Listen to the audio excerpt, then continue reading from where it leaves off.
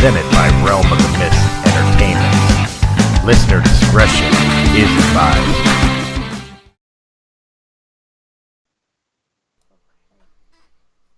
Hello, everybody, and welcome back to It Had to Be Said with Venus. Holy shit, it's been a while. Show. I know, I seriously almost forgot what the show is called. I'm like, wait a minute. What are we doing? And it's geared completely towards you, so. I know. It's been so long, but really, what's been newsworthy anyways? Like, what has there been to talk about? You know what? That's one of the reasons why Realm of the Mist podcast has been so quiet. It's just because there's been nothing really important to talk or big to talk about. No, it's been like quiet, or it's been like, oh, well, you know, that news story that you heard about a long time ago? Well, here's what happened. It's like, oh, okay, well, that's good news. Just like the Jessica Yaniv story. And I'm so happy to announce that she actually lost her human rights tribunals. And she has to pay each esthetician $2,000 that she tried to sue for not touching her testicles. Just to recap for people, she is the transgender person who went into a waxing salon demanding a Brazilian wax on her male genitalia, to which the waxing salon had said no because they are ill-equipped and ill-trained to handle male genitalia.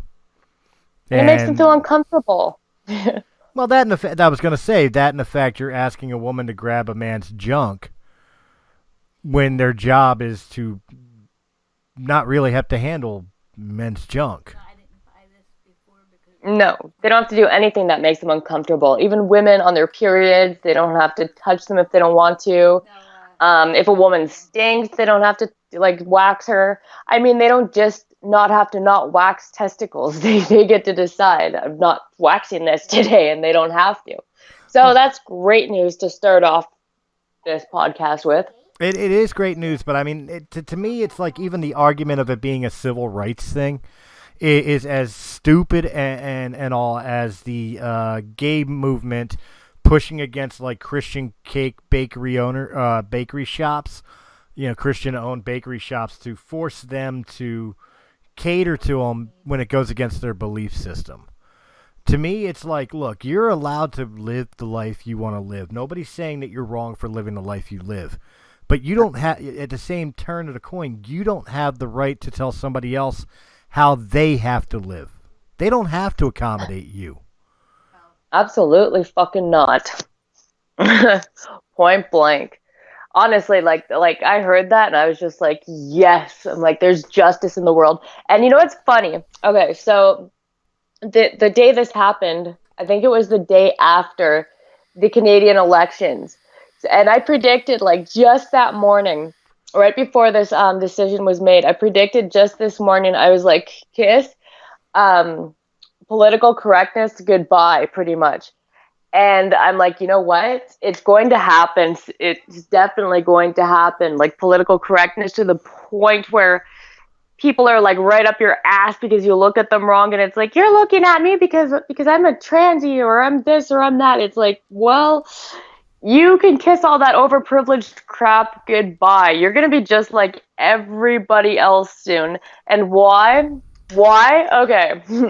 Because Justin Trudeau won a minority government. The Liberals in Canada won a minority government. That means they're going to have a lot more push from the Conservatives, and the Conservatives aren't having this crap anymore. They're done with all this fucking overprivileged crap. To which I just wanted to point out, since you're bringing this point up real quick, even though I know United States President Donald Trump called Trudeau and congratulated him on his victory to becoming, Prime Minister up there again, or whatever the title is for Canada, I'm not exactly sure. But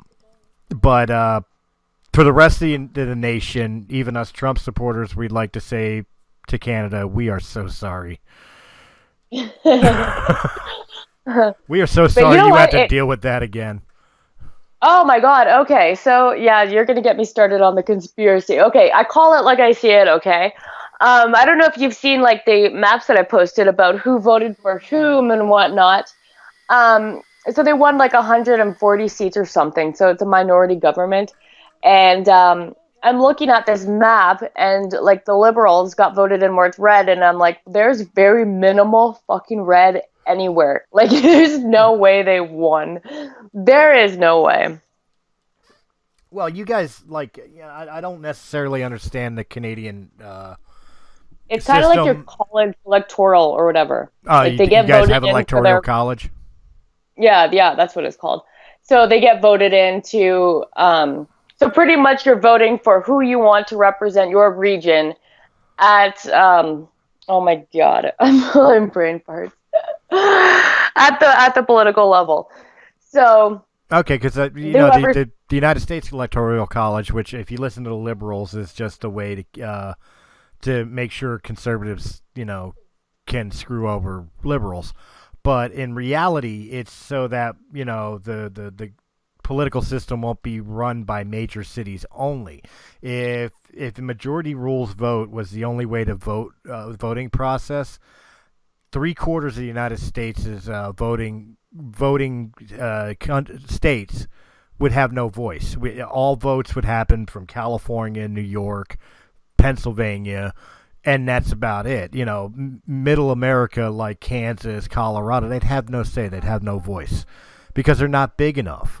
That's why the Electoral College exists, so that way that everybody's voice can be heard. See, here it's like that too, but here's where the kicker is because we've got, just in Ontario alone, they have 99 seats in Parliament that they vote in. So 99 seats out of like 300 and something. And so pretty much whoever Ontario votes for wins.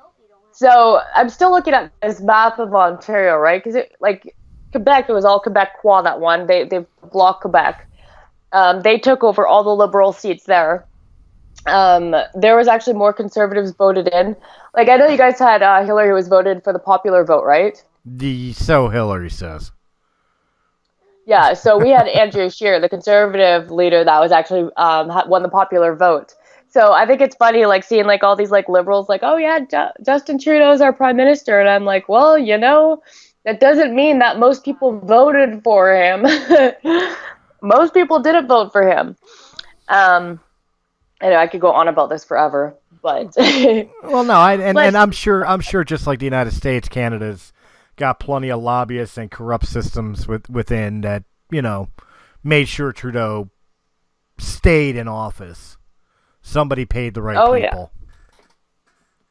Oh yeah, like people are watching like CBC and like the election as it's happening, and they're like, how the fuck are liberals winning? So like once we got down to it, because everyone's like, okay, well, majority rules. I'm like, no, not in Canada. Majority doesn't rule. We're not in a democracy. This is like not like everyone was always taught in school. That's a beautiful thing. Thank you that you brought that up about democracy, because I've made the same argument in the United States. Because everybody always like, oh, we're a democracy. We're a constitutional republic. We are not. I don't know where this idea of democracy came from. We are a constitutional republic. Yeah, we're supposed to be a democracy, but in a democracy, a majority rules. But, majority rules to who you get into parliament. I guess that's about the bottom of it. You don't even get to vote for the prime minister. That party votes for who is their leader. So, I mean, you have no fucking say when it comes to voting. Like, whatsoever. Not at all. But because the opposition is so great now, we don't have the liberal mindset that's like dominant. It's probably going to change. Like, I'm still calling this. That political correctness is going to go to shit in Canada.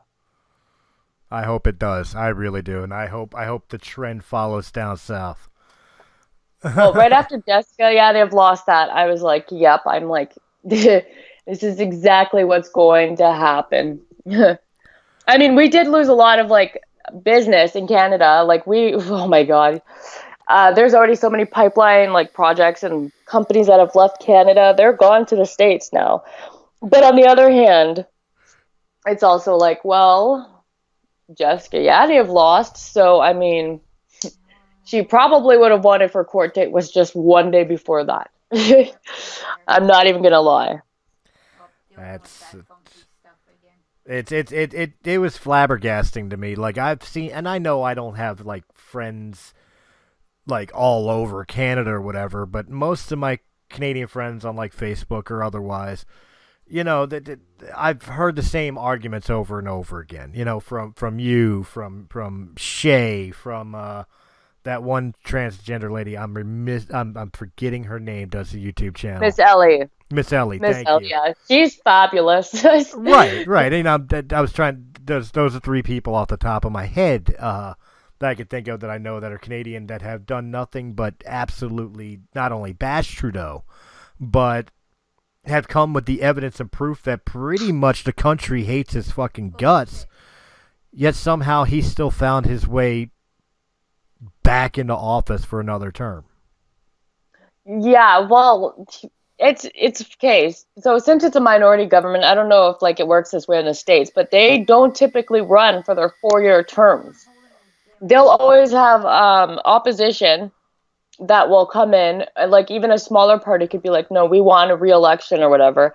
Like I've seen people that are already calling for another election as early as next spring because there's so many like everyone's flabbergasted, like you said, like how the fuck did he win? So they're gonna have to do a revote. Oh, so here's another thing that like I was finding pretty funny is that people had to use a black lead pencil to mark their ballots. A fucking pencil. Not ink that can't be erased, you know, like you're supposed to, so it's legitimate. No, it was a fucking pencil. I've like never heard of this before in my life.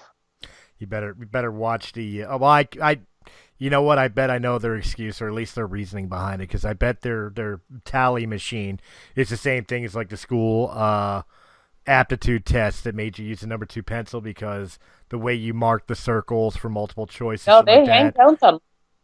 Well, I'm sure they count them by hand. I'm sure they hand count them, but they probably still slide them into some machine that quote unquote reads the mark.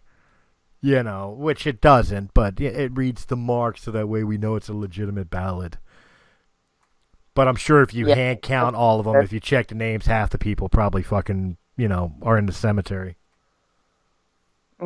Exactly. I got a voter card for someone who doesn't even live at my address. Oh, yeah, that happens here all the time, specifically for the Democratic Party. Half the time, half their votes come from people who have been dead 100 years. Like, wow. But there's no voter fraud, not at all. That's why we don't need ID. That's why they don't want IDs, you know, for voting here in the United States. The Democrats don't. They consider it racist if you ask somebody for their ID to prove that they are legitimately able to vote in this country. Well, yeah, I'm pretty sure that's going to come to an end sooner than later. Sorry to tell everyone, you know, ridiculous. You know, everyone's pretty polite towards people in public. You know, you have your few people that are assholes, but the general population doesn't need to suffer for that and to accommodate your special needs.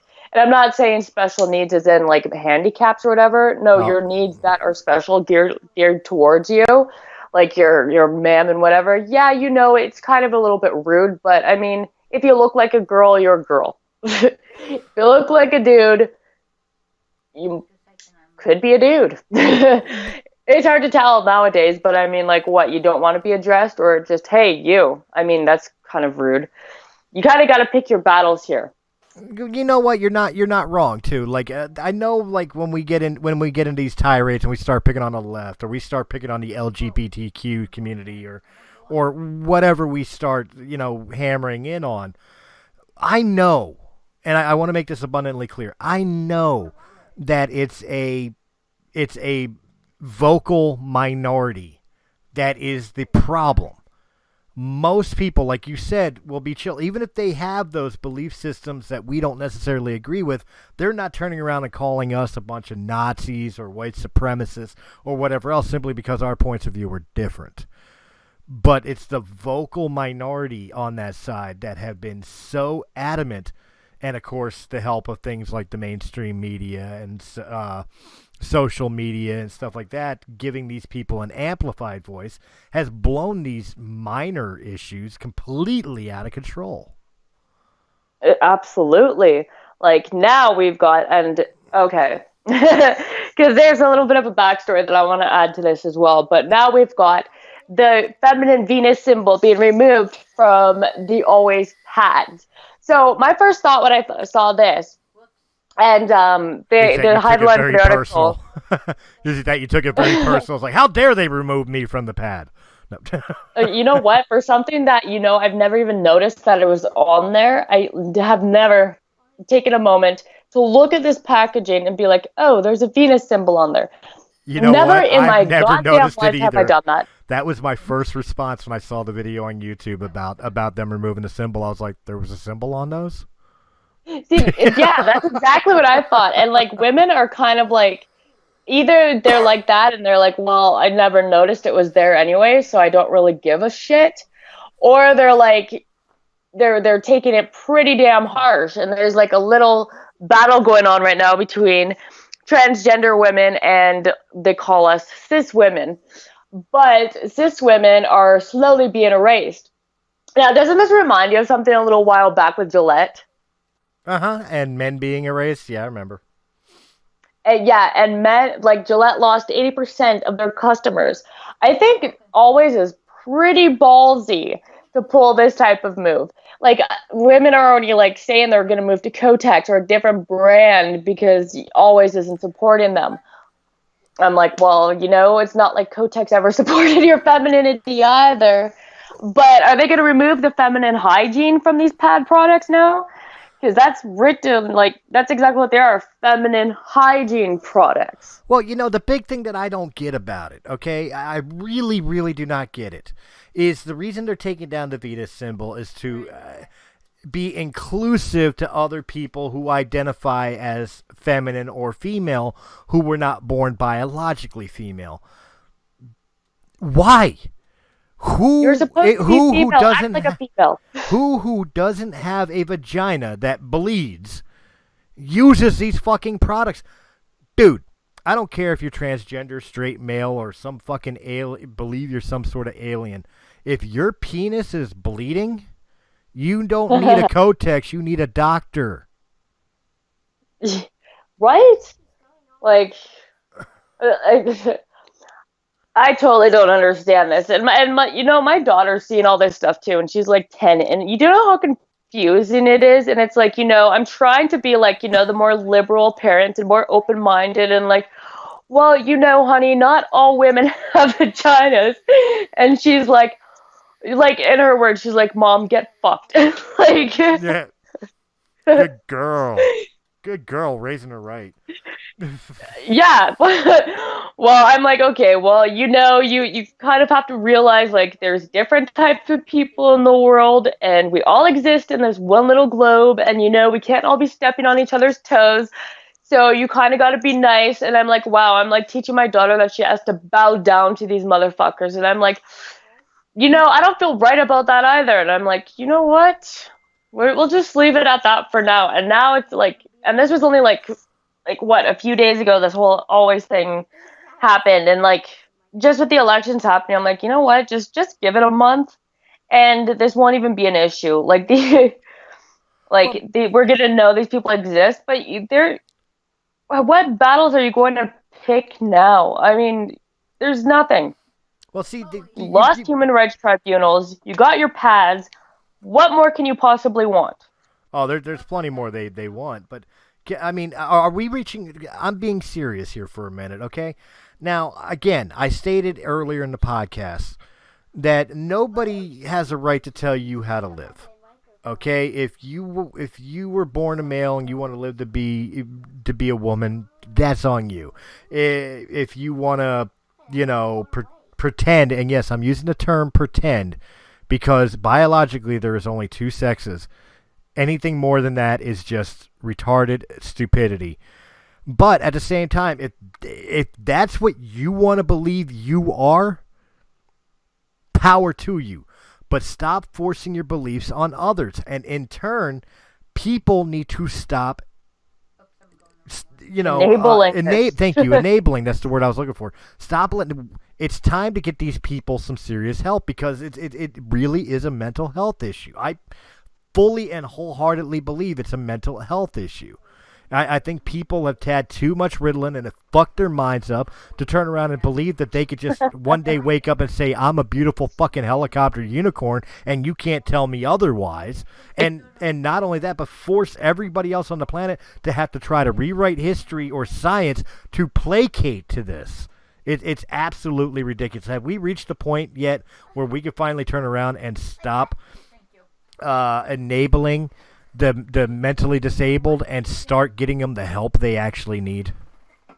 Or catering to them. And I'm not saying, well, I just wanted to throw in that word. Thank you. Just to help you out again. But,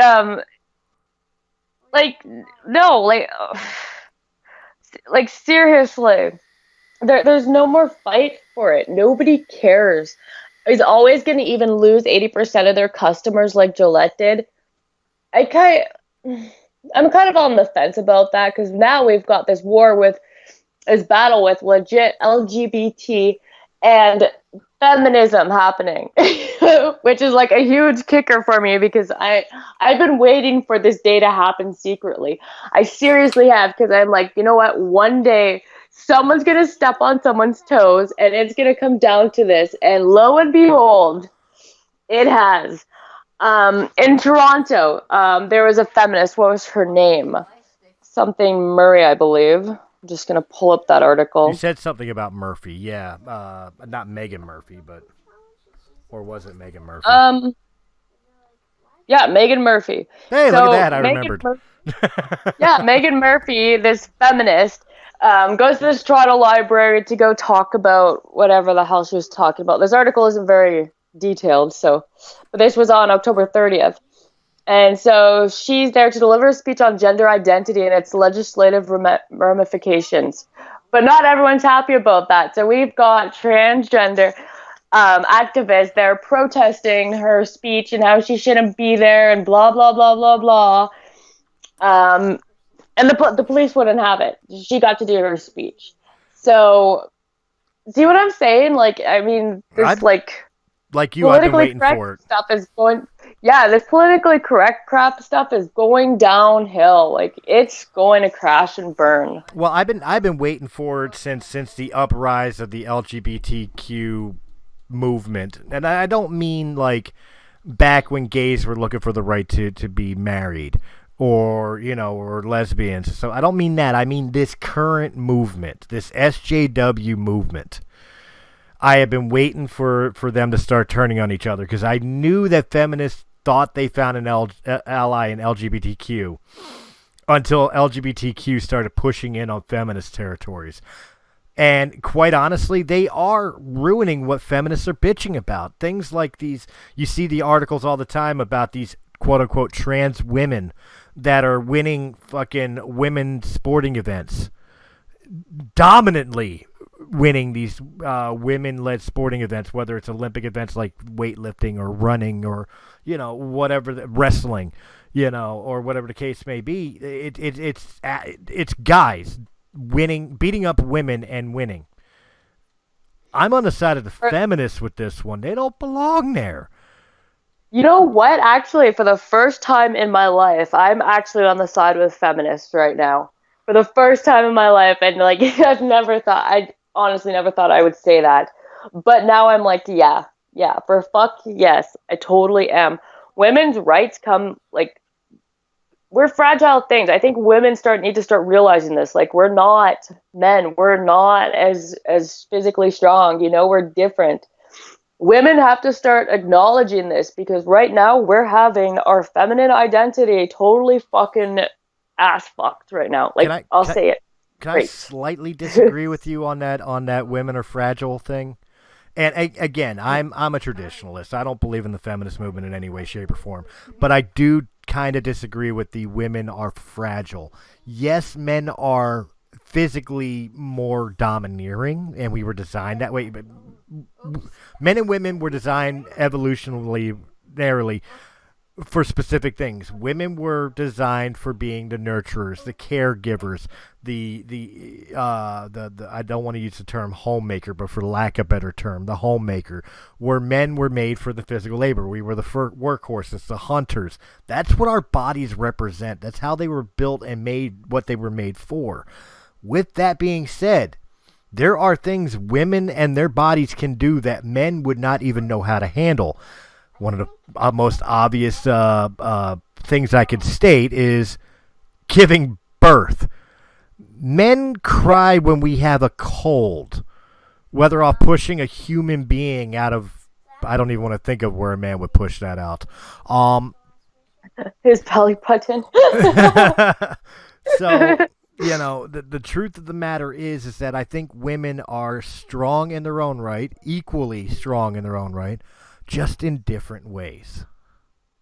Okay, fragile, definitely. Women are definitely more fragile emotionally, physically, and not to say that we're breakable, we're more fragile.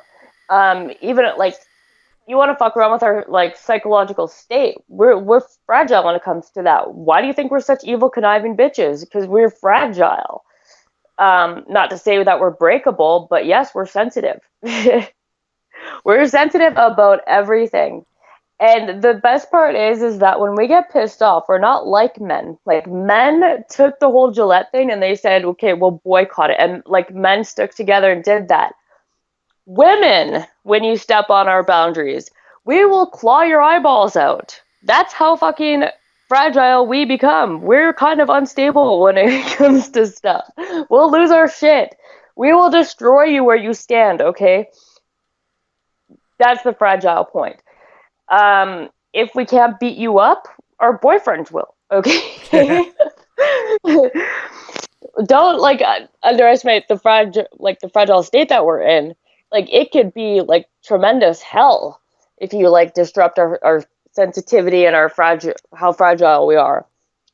We can erupt, okay? Like, you know, if you like just push the wrong button, like that fragile state that we're in can totally massacre you and your whole family, okay? Well, no, I absolutely agree, and I think you know, quite honestly, being you know, the enemy of the world, the straight single white American male, the fact of the matter is like I've never necessarily had an issue with the values of feminism. And I'm not talking about third wave feminism. I'm talking about feminism as a whole, where women deserve equal rights. Women deserve equal respect. Absolutely. But I think where feminism really lost themselves, particularly in third wave feminism, is that women are supposed to have the right to choose what makes them happy. And the ability to pursue it and not have barriers in their way simply because they're a woman. And of course, feminism means like, i.e., like if they want to be president of the United States or CEO of a company, then a woman should be able to pursue that without, you know, boundaries. I agree, 100%. But when they started bashing women who wanted the Donna Reed lifestyle, why? That's the woman's choice. That's what they wanted. Why are you bashing another woman because her values are different than yours? Yes, maybe it is environmental. Yes, maybe it is upbringing that made her choose that lifestyle. But regardless of the reason, that's her fucking choice. And as Women United, aren't you supposed to support her decision too? Yeah, see, I think the whole world's about to take a little change very soon. I mean, it's on that path, and it's like, you know what? Like, people are going to like set up respectable boundaries. I mean, they're going to have to. Women are going to have to learn a lot more respect for ourselves and be like, you know what? I've had enough of this shit. Well, let me give I'm you. not packing my stuff. I'll pack it for you, and you can hit the fucking road. Well, here's the biggest advice I can give any feminist. You want to change the world and make life different for women, you can absolutely do that. And here's one little piece of advice that'll help you achieve it. Men are not the enemy, and men are not the reason that are blocking you. Yeah, okay, maybe there are some dinosaurs in the world. I'm not saying all men. But man bashing and man hating Putting a It's man not getting us anywhere. is not getting you anywhere. Raising you up is not bringing men down. You should be trying to make allies of men, not enemies of men. That's how you get equality. Otherwise, it's just domination control. That's the truth. Yeah. See, I don't exactly see it like that, but yeah, I get what you're saying. But where do you go from here? It's like, do we try giving advice? Do we try doing this? Like, women's just smarten up, okay? Right now, you're going to have all your feminine identity being stolen from you. Oh, I can't even say that with 100% assurity, but I mean, push is gonna come to shove. That's always what happens. And seriously, the only people that are going to save us now are ourselves first and foremost. I don't think anyone's going to start bowing down, but like, feminists are losing their alliance with LGBTQ. Okay, who else are you going to like hook up with? Like, come on, like biologically, like, psychologically, men and women work well together. They each have their purpose that work hand in hand with each other. So someone's got to do something. Look, that is the logical choice for feminists. I'm not saying like, what is the term for the male feminist? Not the beta cuck fuckers, but I mean, like, the feminists, the strong females. What is the male equivalent to that? The alpha male. Not necessarily the alpha male. I was just meaning like the men's movement, where feminist is the female movement. What I don't know what the men's movement would be. But I'm not even have one. They don't need one. I'm not sure if there is one or not, but if there is one, I'm not meaning those types of like extremes. I'm not saying, like, to put it in political terms, I'm not saying the far left and the far right need to couple up, although that would be great because it would help solve a lot of issues. But if normal women and normal men were to ally with each other, even if they do hold masculine or feminist values, if they start working together, that is an alliance that, as you said, will not only work out, it would help combat a lot of this craziness that's going on in the world. And, surprise, it would probably help to further and achieve your agendas and goals. It definitely would. Oh my God, we could go to like ancient times and like every great man has a greater woman standing behind him. But let's be real here, okay? He's the face of the relationship. But who the fuck do you think is making those decisions? She is in the background, letting him have his moment of fame while she sits there and sips tea or champagne and says, well, I told my man to do this today, and guess what? He's gonna do it.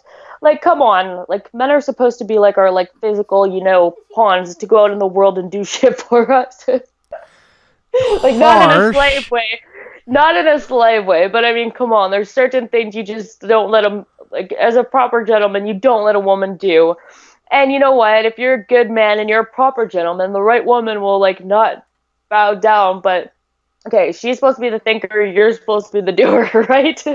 Well, you're not necessarily wrong. I mean, the jokes have always been like, when Ronald Reagan was president of the country, we all know Nancy was running the country. He was just the guy that was good at speeches. But, I mean, and of course the saying I've always heard is behind every successful man is a woman rolling her eyes, but the fact of the matter is that it's a symbiotic relationship. It doesn't matter who the forefront of the face is. What really truly matters is, and you kind of brought it right, a brought up correctly man will never turn around and say a woman can't do what he could do, but he will state that a true gentleman will not allow her to need to do that. Now, not saying not allowed as in like, you're not allowed to do that, you're under my control, but like, for example, just a regular example, a woman has every ability to take out the garbage, but a gentleman won't make her do that. Exactly. Yeah, so, and you know what? That's like a perfect analogy for like everything that's going on in the world today. Like women, we need to like, okay, it's kind of like, wiping away masculinity. You truly need to start raising our little boys to be proper gentlemen and be little men. Like, seriously, We need more alpha males in this world. We need that, 'Cause but right now we also need to feminize some women a little bit. Not feminist, feminize. We need to start teaching little girls again that it is okay to be a loving, caring, nurturing person. That does not make you weak.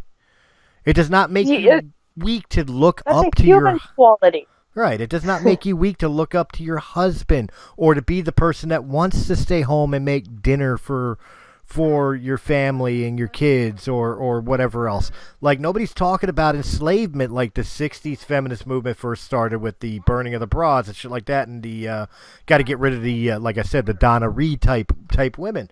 There's nothing wrong with that lifestyle if that's what you want. There's nothing demeaning or degrading about that. Yes, we need stronger men, but we need women to stop thinking they're fucking queen bitch.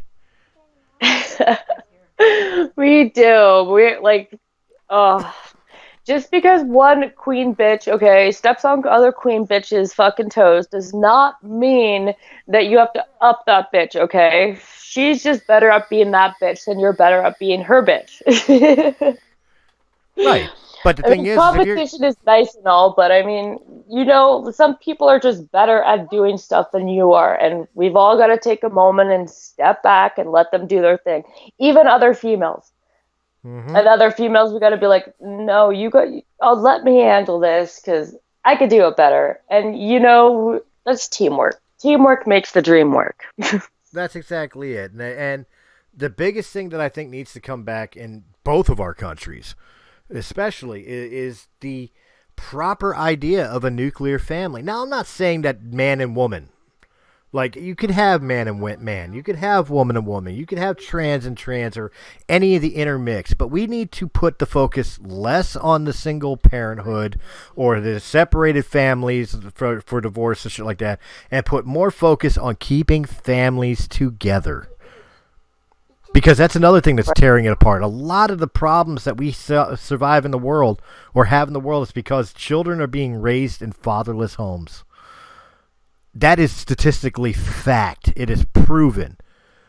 They're coming from broken homes, fatherless homes, or, even in modern times, like, the masculine role model, if you will, is missing, whether it's, a gay couple, straight couple, trans couple, doesn't matter. The masculine person is missing in the relationship to be that role model for the children. Because what a father is supposed to be, and I'm going to forgive me again, because I did state numerous times that I'm adding to the nuclear family, in my example of the nuclear family, that it doesn't matter whose role is what, just in general, that there's a two parents helping to raise the children, if you will, in a stable home environment. But for this example that I'm about to give, I'm going to use your traditional nuclear family of man and woman, husband and wife. The husband main job before anything else, especially when it comes to children, the husband's main job is to be the role model for his sons, to be the man that they should grow up to be. And for women to and to the girls, to the daughters, the man is supposed to be the representation of who she should want. In other words, as a father, my job is to teach my son how to be a gentleman, how to be respectful, how to treat women with respect, how to care for his family, how to be a proper man in society. My job to my daughter is to show her that this is the type of man you should want, through tenderness, through understanding, through compassion, through firmness, through, fairness, respect. Be the man that you want your woman to marry one day, or your daughter to marry one day. Be the man that you want your son to be one day, is what it's supposed to be. And when you take that dynamic out of the family fold, you only give him 4 days a month to see his children and rape him blind where he can never fucking do anything to help his family. You're not just hurting him, you're hurting the kids. And society is living fucking proof of that. That dynamic is missing. I honestly don't think it's as much a lack of having a male role model. I think honestly, what a bigger issue is like the toxic mothers in the household. I'll agree with Um, that. and just for example of that, okay, so my daughter's 10, okay, and she's not stupid. So I'm telling her she used to go to this girl's house, and this girl had like some young sons and stuff, and she's always posted on Facebook about how she loves her babies and blah blah blah blah blah. And here's my daughter, and she's like, "Mom, she's never even home with her kids."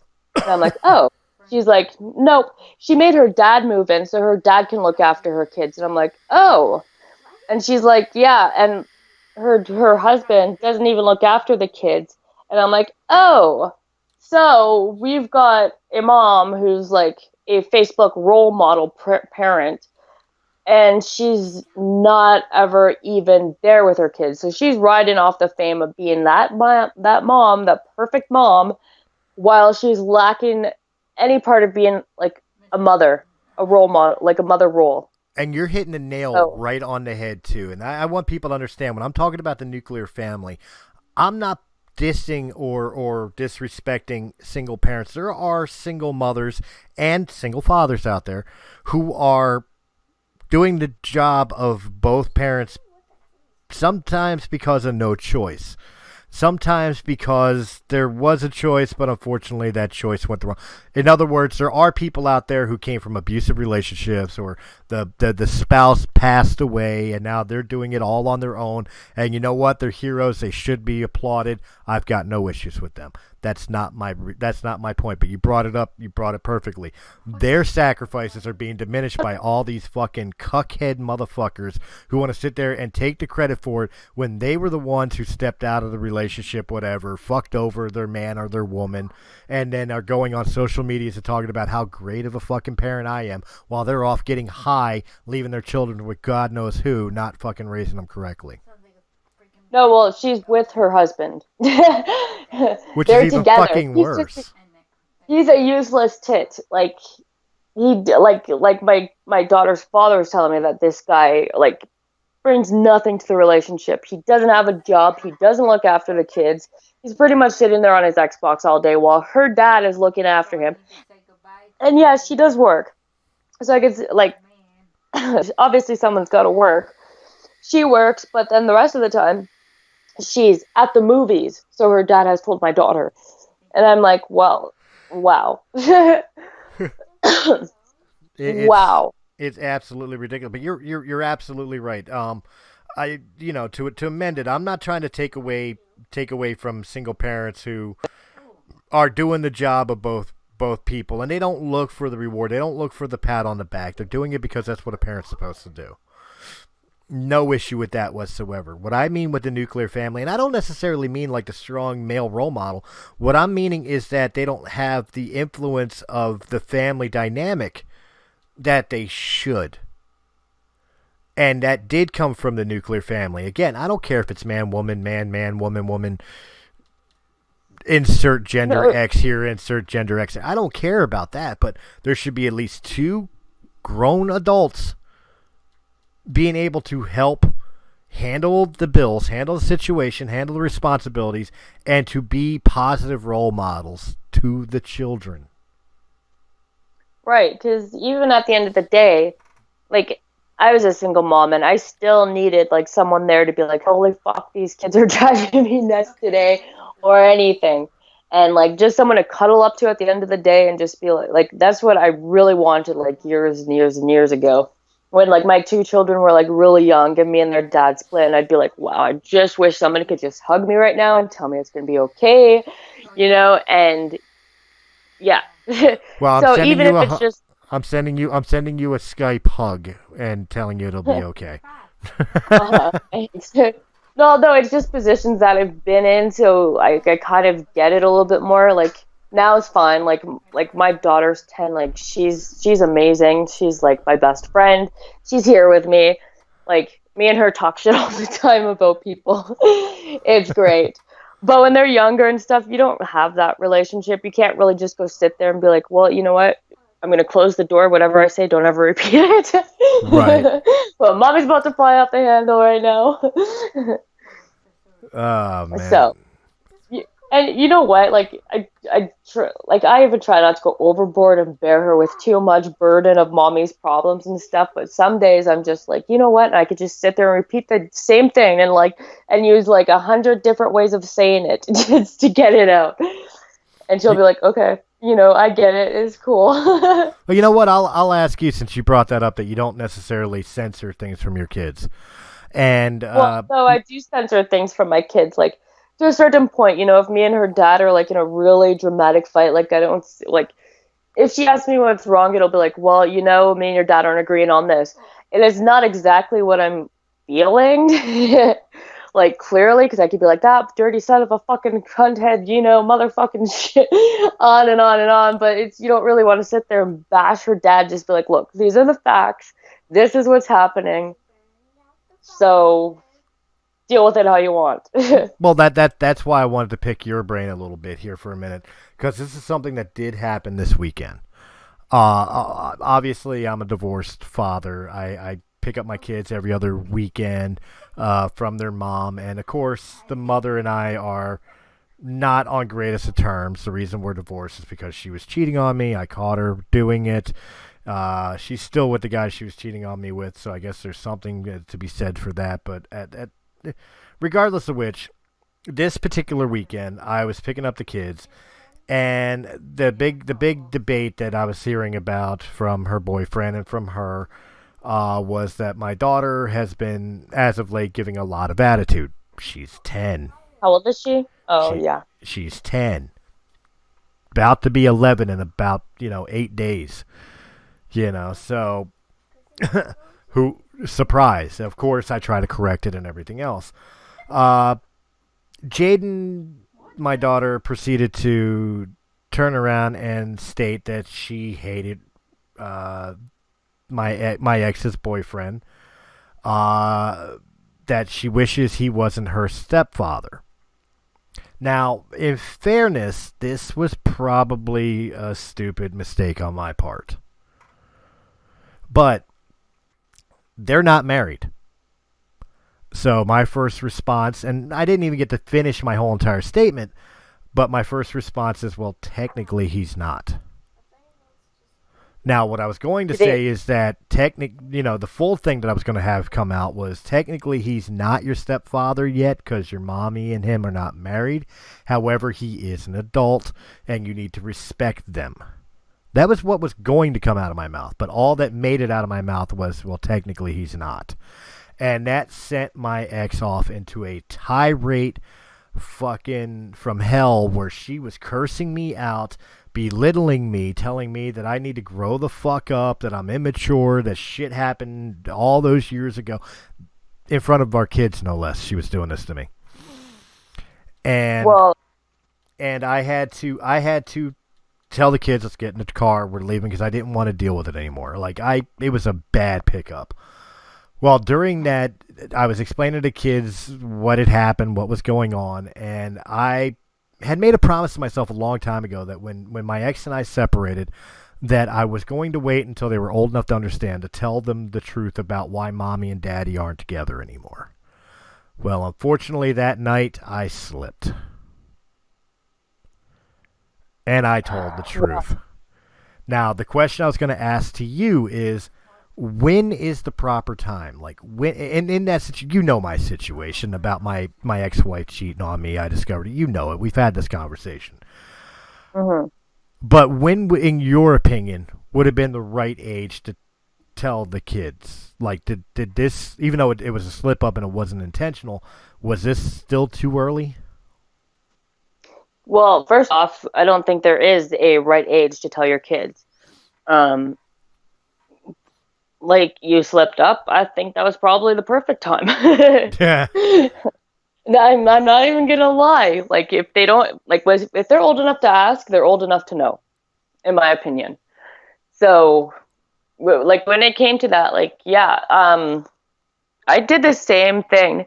Actually, my kid's dad went and told my kids a whole bunch of nonsense and bullcrap and everything, like total parental alienation towards my kids. And of course, my daughter told me what her dad had said, right? Right. So, so we confronted him, and apparently he was telling his now ex-girlfriend a bunch of shit about me, and I guess it made him feel better. And kids hear this shit, and it's stuff that like a kid shouldn't have heard. And, you know, lots of it was like fabricated. Lots of it was like over the top bullshit. You know, like it started off truthfully and then it went overboard.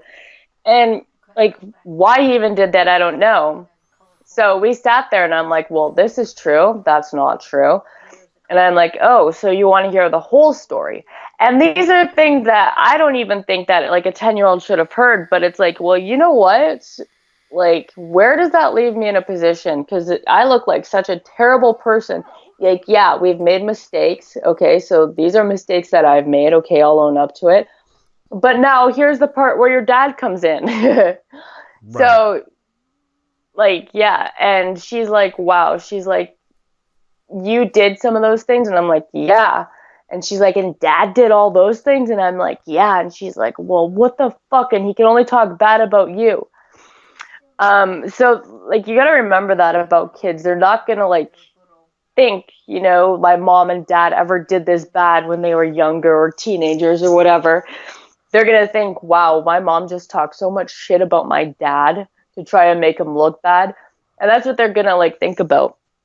But as for, well, this happened, once they figure out or they hear, you know, this happened because of this, then they could put it in perspective.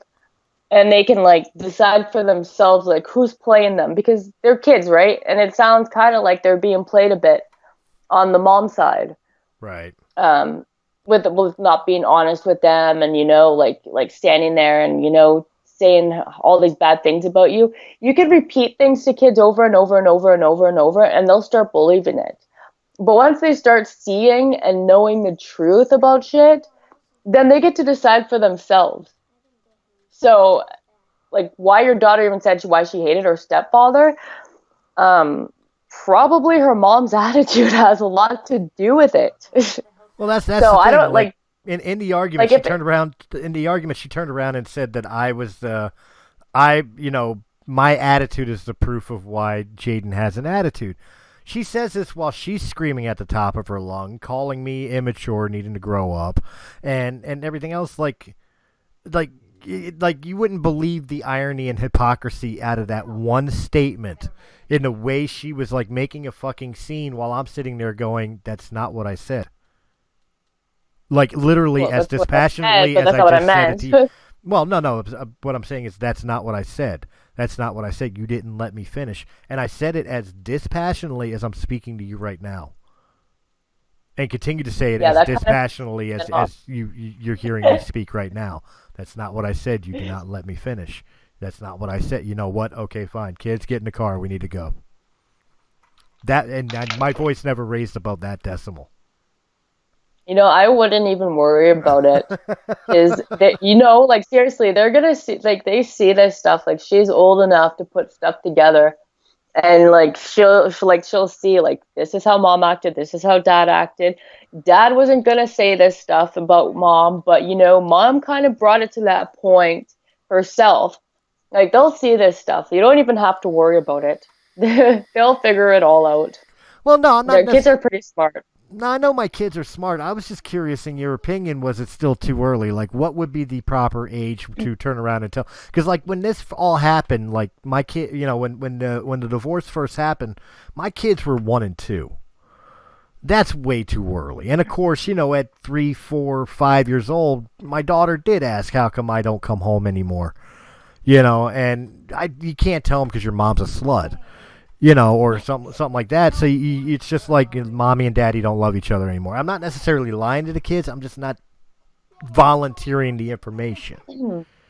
And when it slipped out on Friday night, Jaden did call me out on it. Why didn't you ever tell me the truth? And like I told her exactly like I said to you. It's like I didn't think you were old enough to understand yet, and I didn't want to put that burden on you.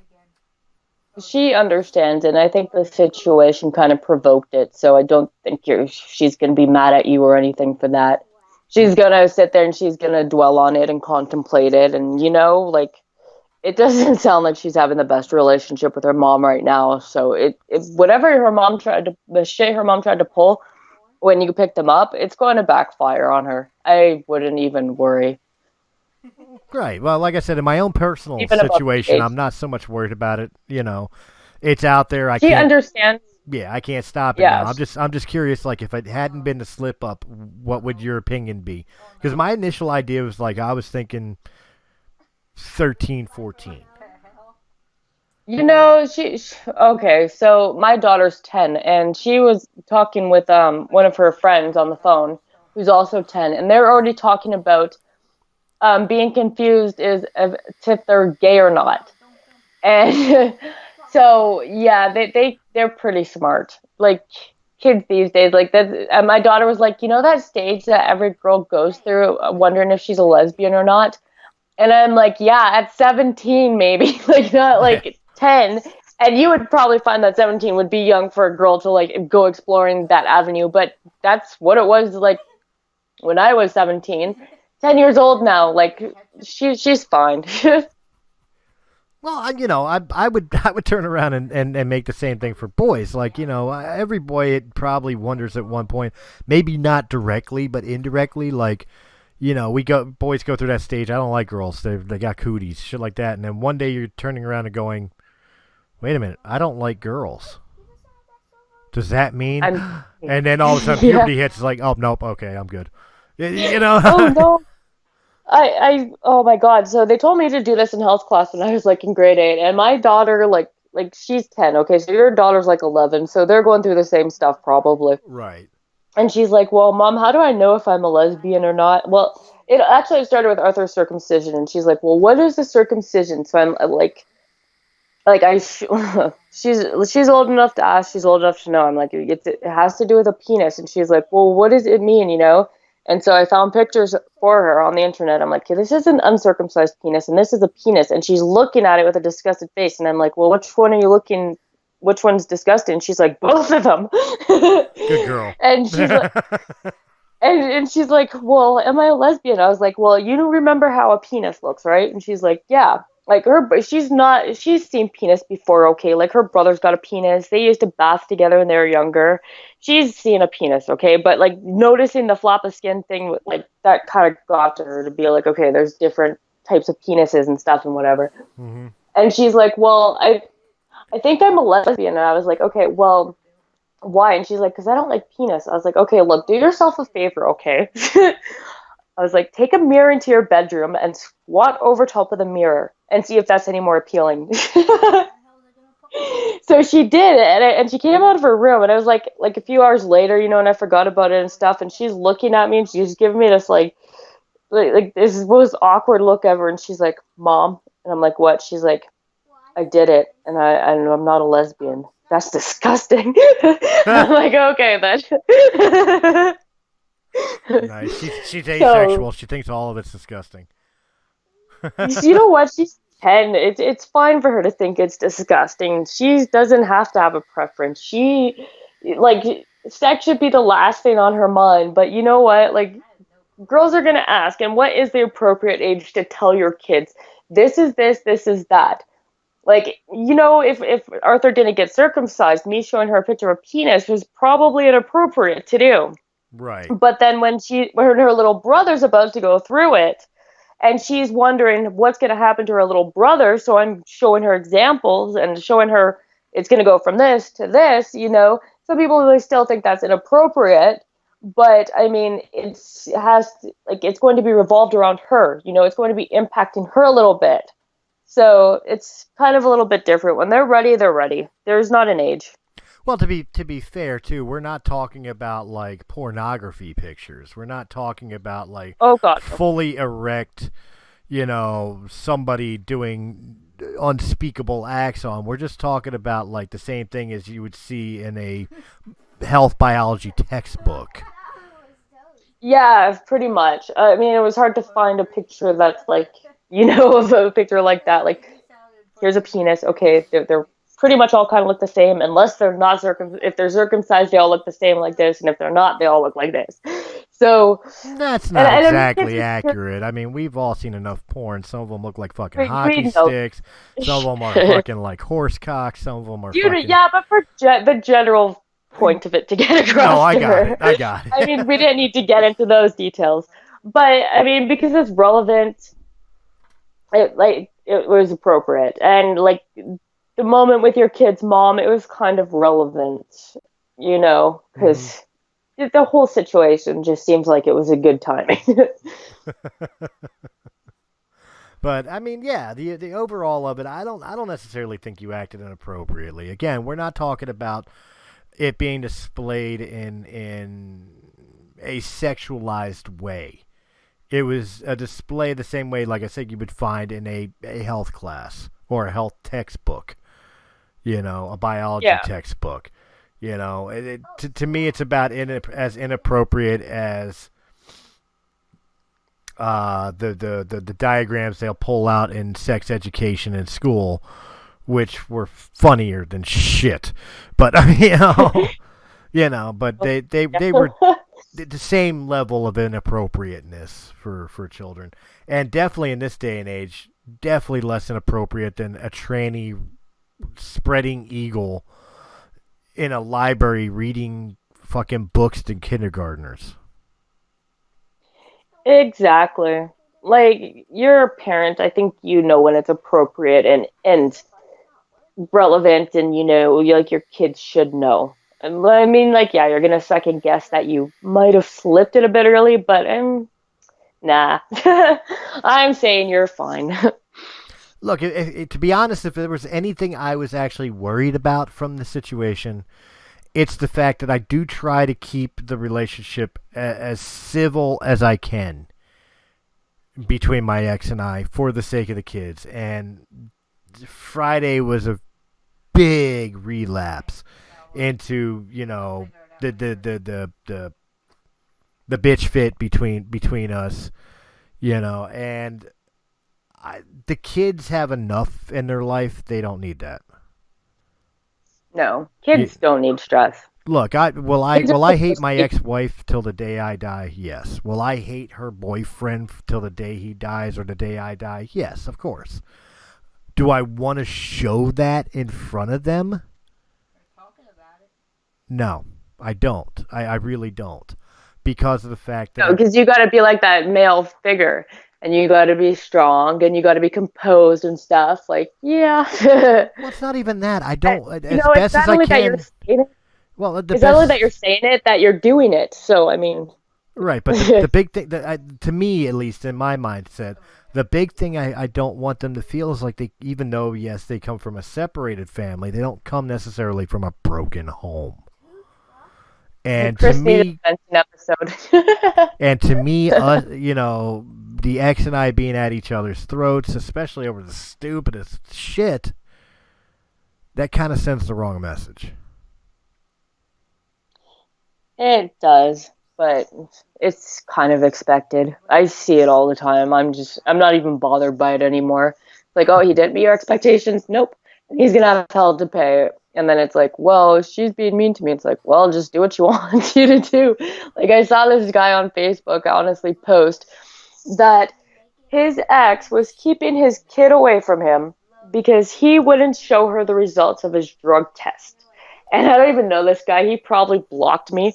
And I'm like people are like, look, if you've got nothing to hide, just show her the results. And I'm like, look, buddy, she's not doing anything wrong. You had to do a drug test. There's obviously a concern. If she's a concerned mother, she doesn't have to let you see the kid. She's not asking you for money. She's not asking you to jump backwards and do backbends for her. She's asking for a drug test result, which you already have. Why is it such a big issue to show it to her? Any concerned mom has the right to keep her child away from anyone who's a hazard to her child or anyone that she's concerned about, and rightfully so. So just show her the fucking result. I just laid it out because I'm so tired of hearing this from guys. Some men honestly do make their own problems, okay? Some women do the same, but this guy straight up made his own problems. He's the only, and I told him, You're the only one keeping your kid from you. Well, you know what? For the sake of keeping the peace, I agree with you. He is in the wrong, because if he's got nothing to hide, if he's already got the test results, just give it. But I have to disagree that I don't know the guy's situation. I don't know if there's a court order. I don't know if there's a court order involved where he has designated time that the children are with him or whatever. Like it sounds like a situation where the courts would be involved. So there would be child support, there would be visitations, whatever the case may be. But in this particular scenario, if there is a court-appointed situation where that day was his day that he was supposed to pick him up for his weekend, whatever the case, then no, she technically doesn't have the right to block him from taking the children. What she does have the right to do is, if she feels that this guy is a endangerment to her children, she has the right to go to the courts and have them demand a drug test to prove that he is still fit to have his visitations with the children. Yeah, but see him having to get one done in the first place, that just raises red flags for me right there. And I don't even know the dude. And I'm like, look, like, You're absolutely right on that. Clear. But depending on the situation, if they have a civil agreement where there's no courts involved, then yeah, you can make the argument to the point that she has every right to block him. However, if the courts are appointed, he has court-appointed visitation rights and everything else, then she has to do it the legal way. She can't just say you can't have the kids. She has to go to the courts and turn around and put the reasonable doubt in their minds to want them to have him tested and question whether him being in a child's life is in the best interest of the child. I kind of went through a similar situation, and yeah, you can get in trouble if you are keeping your kids away from someone that you suspect is on drugs. But you're not likely to get in trouble because it's like, look, like, I have legitimate concerns. He has a drug test. He had a drug test done. He refuses to show me. Like, I don't know what's on there. I just wanted to see it, so I wouldn't be scared of letting my kid go there. She's not going to be in trouble. He's legitimately keeping himself from his kid. Nobody else is. I'm not saying she's in trouble, but the courts, if there is a court, and he decides to go to court, and it's like, look, I was there from my court-appointed time, and she blocked me because she didn't like me not giving her this, that, or the other. The courts are going to turn around and tell her, you can't do that. And they'll tell her. They're not going to throw her in jail for contempt or something, but they will go on record telling her the exact same thing that I just said. Not necessarily. It's going to be more like, well, she had concerns, and like, what are they going to do? Force you to give your kid to someone where it could possibly be unsafe? I mean, like, if you drop your kid off somewhere and you have doubts, why aren't you allowed to, like, go to the doorstep and go in, check out their bedrooms, make sure they're sleeping in a bed? If you can't see where your kid's sleeping at night, if you're scared for their well-being, you don't have to let them go anywhere. Well, that's how it is in Canada anyways. The United States may be a little different, but we got listeners from all over. Tell us what you think, or any situations or similar scenarios you've been in. On everything that we've been talking about, whether it's the beginning with the transgender wanting their balls waxed to this current situation. Talk to us. We'd love to know your guys' opinions too. Definitely. Now we're back on air. We'll be trying to shoot for every second week at least.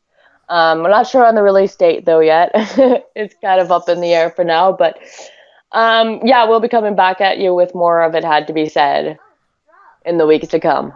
Absolutely. More regularly anyways. We'll be taking our verbal of fiber laxatives and talking more shit for you guys.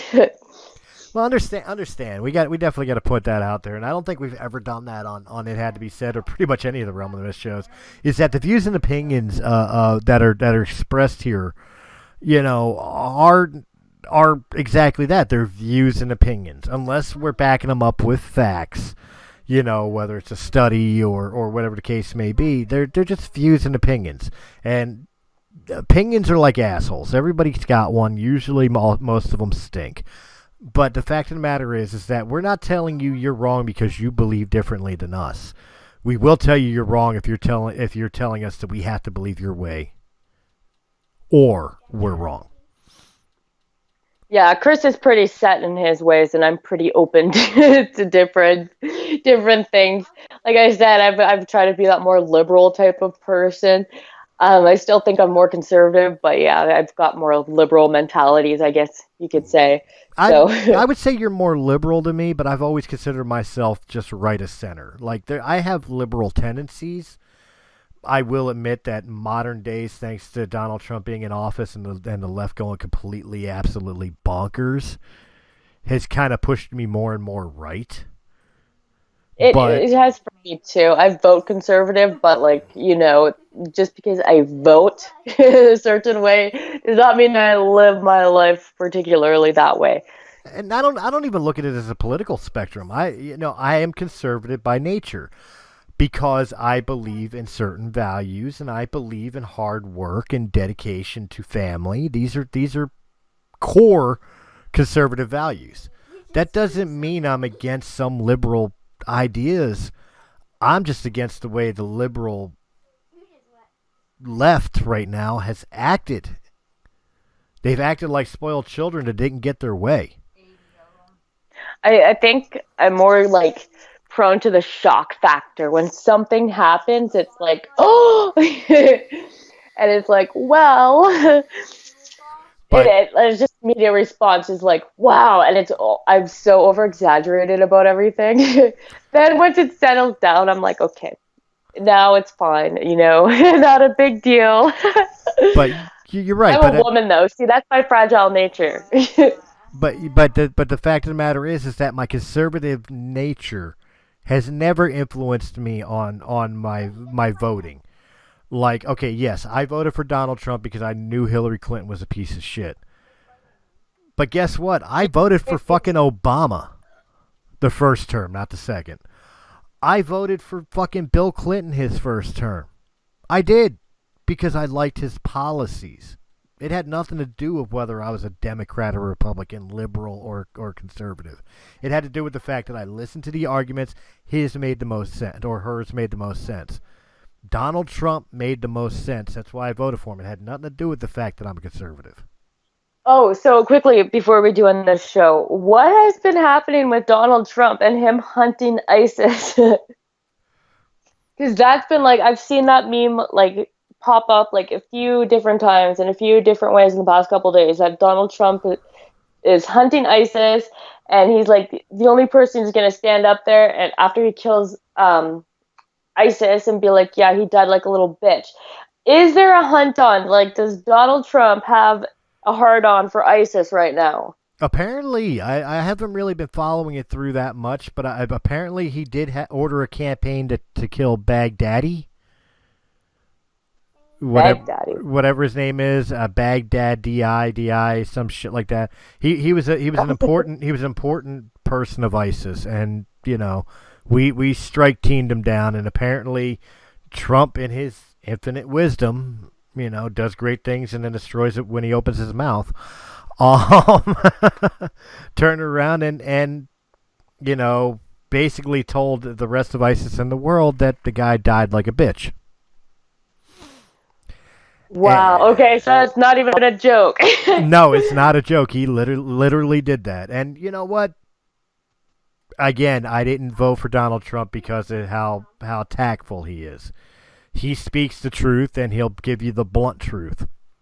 That's what made me vote for him. There are so many Canadians idolizing him right now just from the shit that Trudeau is putting us through. We idolize Trump for exactly for that reason, that he died like a little bitch. Like, you what? My condolences to Justin Trudeau on your loss. Oh my God! But I mean, wow, it's Trump. But yes, apparently Trump has. And this is probably a political ploy. And again, I don't know too much about it because I've been trying. Quite honestly, even I've tried to step away from the political realm a little bit because I was getting a little too hot-headed at some shit. But apparently Trump is pulling pulling sources to handle the rest of the ISIS situation. And like I said, it's probably a political ploy because the re-election's coming up, and of course the left is playing their card of trying to play the fucking impeachment thing, which they know they're not going to get impeachment. They're not. Oh. But if they could get it at least in the first stages of impeachment, it blocks Trump from being able to get a second term. That's their whole purpose. I'm thinking that Trump is doing this simply because he's trying to pull off you don't want to vote impeachment on me. You want to vote me back into office. Look what I've done. Instead of just standing on the merits of, look what you actually did. Lowering unemployment, bringing jobs back to America, straightening out all these goddamn trade disputes and tariffs that were unfair to America. You've done great things. You don't need to fucking hide behind this bullshit. Although, please, kill ISIS. We're all for it. You know what I mean? Oh, yeah. Well, I guess that about wraps up tonight's show. With a go, Trump, go. That's it. Trump 2020. Keep America great. Oh, and make the world great again. Well, you know what? I've always stood on this premise, and this is long before the whole Trump debacle with the liberals and everything else. I have always stated that the way we need to fix this country is we need to stop worrying about the rest of the world. Not forever, but I've always stated we needed to close our borders, shut off the foreign aid, and put all that turned inwards. When we start taking care of these demilitarized zoned neighborhoods, when we have, and turn them into livable, places, when we have no more homeless vets and children and shit like that on the streets, that's when we can start worrying about the rest of the world. But really, America does need to come first. And, for Americans, and I've always stated that. And the more and more I listen about this globalist worldview that people try to have, where like everybody needs to take care of everybody and be tolerant of everybody, and we need to have just one society together and blah blah blah. No, that's losing individuality. That's losing culture. And basically all that is giving what little you have to everybody else so you can't take care of your own. Mm-hmm. Well, something's going to give in this world really soon. Yeah. I've got, my intuition is like, yeah, this is going to be great soon. Well, not great, but this is going to be pretty damn good. It does. Whatever happens. It does seem to go through in cycles, and I was thinking about this the other day. Like, as crazy as the left has been, haven't we seen something pretty much similar back in the 60s movement, the anti-Vietnam War, the peace-love mentality, which did spawn the first wave feminists and everything else. Like, really, haven't we seen something very similar to this? Maybe under different circumstances, but still the same liberal versus conservative bullshit that sooner or later gave way to the baby boomers of the 80s, which is arguably like not only the greatest era in modern times, but also was the most conservative. Well, I don't know. Time will tell, but it's getting pretty exciting. I mean, it seemed pretty like, it seemed like the whole world was going to go to shit, but now, I've got like this like really excited feeling inside. Whatever it is.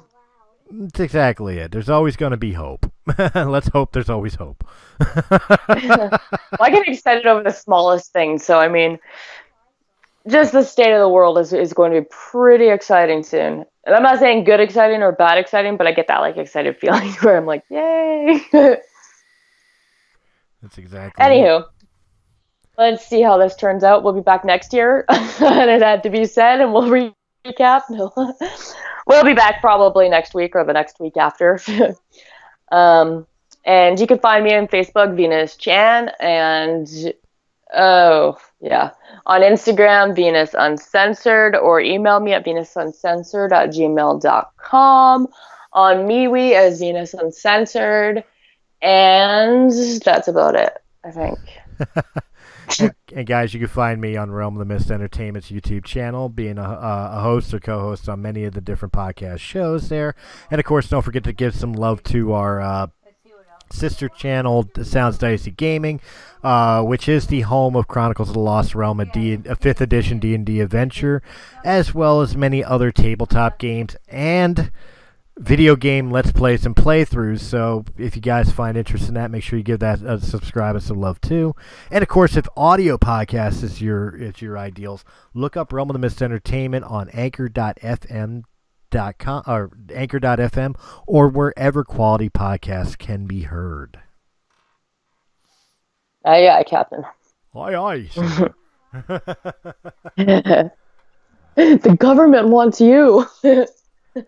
They want you to follow Realm of the Mist Entertainment. Oh, yeah, and don't forget our Patreon. $1 gives you exclusive content, such as Chronicles by the Campfire and, of course, the soon-to-be-returning again After Hours show. Always fun stuff. $1 a month. We're cooler than a bag of Cheetos. Come on. Okay. When is the next After Hours? It's kind of a toss-up. We have two possibilities of conversation we want to have. One is worst or most embarrassing sex experiences. Okay. So that could happen at pretty much any time. Another topic of conversation we wanted to have is we want to have kind of a celebrity roast. That one's in the works because we're supposed to roast your friend of mine, Dak from White People Shit Podcast. He can't handle a roast. That's why we want to roast him. When I told Liam about it, he was like, "Oh my God, yes, we've got to do that." So I know he messaged me about that, and he's like, "I know you're gonna want to get in on this one. We're gonna roast Dak," and I'm like, "Oh, I'm in." So. I don't even know too much about the guy, okay? But like just like my one, when I joined them on their White People Shit podcast, I like learned so much about Dak, just like how he talks and everything. I'm like, wow, I don't even need to do any more research on you, buddy. Well, you're done. Dinner. The day I knew I had to roast him was the first time I heard him refer to himself as the talent of the show. I said, "Oh, you would be so much fun." Maybe we'll have to get him on. It had to be said. Oh, that'd be a blast. I doubt he's gonna listen to this episode, so we can like really get into his mind and like, yeah, we're gonna fire it up. Well, he may not listen to it, but I'll send it to Liam. Which, by the way, White People Shit did change their name. It's now Rude and Ruthless or something. I think it is. Give me 2 seconds. Okay, that's what it was. Well, I've been so like out of everything because I've been so busy lately, and oh my God, I moved and blah blah blah. I could bore you with my life story, but I've been so out of the loop about everything. I'm like, wow. My bad. My apologies, Dak. Well, and Liam. Oh my God, I forgot his name. I do applaud them for doing it because it was something that they should have known, but they obviously didn't do it the wrong way. But they should have known that people would take the wrong way with white people shit. It sounds like a white supremacy group instead of, the joking manner that they are. So the Rude and Ruthless or Rude and Reckless, I think it is actually, podcast.